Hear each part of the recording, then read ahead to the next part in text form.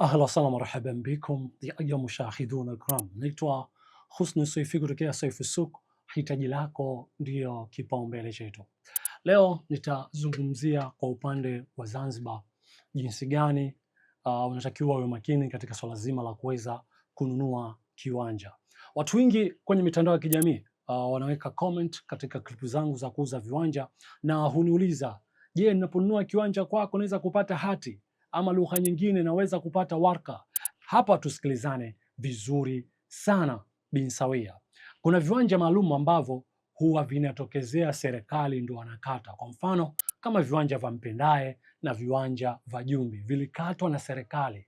So viwanja vya serikali moja kwa moja unaponunua kutoka kwa serikali unapatiwa hati ama waraka kutoka Wizara ya Ardhi. Sasa ukinunua kiwanja kawaida kwa mtu wa kawaida ambaye amekata viwanja, raia wa kawaida amekata viwanja, unachokipata ni mkataba wa mauziano wa kisheria, na mkataba huo kwa kipindi chote pale ambapo hujapata hati ya ardhi, basi utasimama kama hati kwa kipindi hicho, kwa sababu mkataba wa mauziano wa kisheria umeruhusiwa kisheria na serikali. Ila hivi ni vitu vya kuweza kuzingatia kabla hujanunua kiwanja. Jambo la kwanza, nani anakuuzia kiwanja? Uaminifu wake ukoje katika swala zima la kukuuzia kiwanja? Unamjua vipi? Umemfuatiliaje? Umejiridhisha vipi kama huyu ananiuzia kiwanja si tapeli wala hauzi viwanja mara mbili? Hilo ndo jambo la msingi. Jambo la pili, kabla hujanunua kiwanja unatakiwa uende kujiridhisha kwa sheha. Sawa, kwenye upande wa kununua kiwanja masheha hawahusiki kwenye mauzo hayo, wamewekwa wanasheria katika mauzo hayo.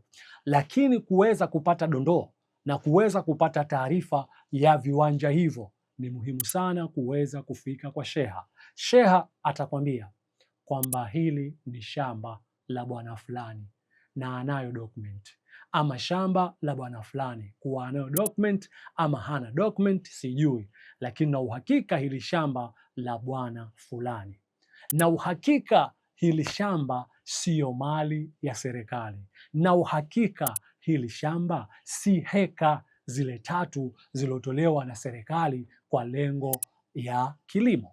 Umeelewa vizuri hapo? Bwana, hili shamba lilikuwa heka lakini tayari limeweza kubadilishwa matumizi mengine, sasa hivi limefanywa matumizi ya ukazi. Kisheria ipo hiyo kuweza kubadilisha heka yako kuwa matumizi ya makazi kisheria kabisa. Sasa hapo utakuwa tayari umeweza kuepuka kununua kiwanja kwenye ardhi ya serikali ama kwenye mali ya serikali. Umenielewa vizuri? Hapo tayari kuna usalama. Lakini vile vile kitu cha pili ni kuweza kumtafuta mwanasheria yule unayemwamini wewe aweze kukusimamia katika mauzo hayo.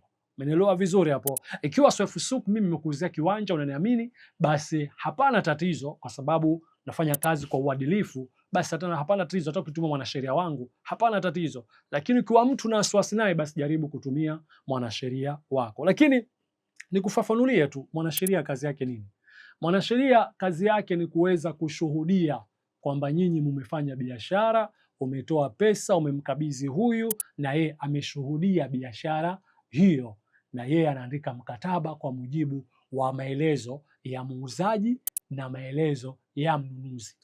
Ukitaka mwanasheria akufuatilie kiwanja hichi kina usalama gani, hiyo ni gharama nyingine ya kuweza kumlipa mwanasheria, ama mwanasheria anaweza akakushauri nini cha kufanya ili kuweza kuhakikisha kiwanja unachokinunua kipo salama na wala hakina mgogoro. Nafikiri mpaka hapo tumeweza kuelewana. So endelea kunifollow kupita mitandao yangu ya kijamii nikizungumzia Facebook, YouTube, TikTok pamoja na Instagram, lakini kumbuka kwamba Soifi Souk tunauza viwanja kwa kulipa kidogo kidogo pamoja na kukujengea kwa kulipa kidogo kidogo. Kwa maelezo zaidi ni 0714 24 95 14. Mimi naitwa Husni Soifi kutokea Soifi Souk. Hitaji lako ndio kipaumbele chetu.